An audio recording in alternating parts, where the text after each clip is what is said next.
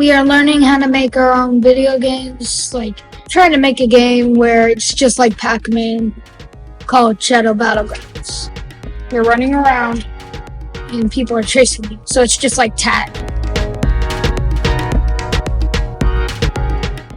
They are looking at several different steps to create their own video game using a couple different applications.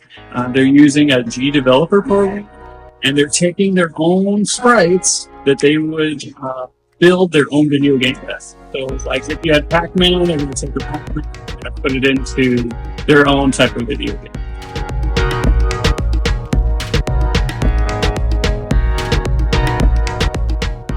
My classmates, they're really helpful. They really are good at teaming, and every like adult in there that helps is like really good. Programming skills, they're using syntax and grammar to ensure that their game is working exactly how it should when they go to play that game. They use that critical thinking that they gained here today so they can make bigger things here in the future. And if they want to get into game design, that's an option for them as well.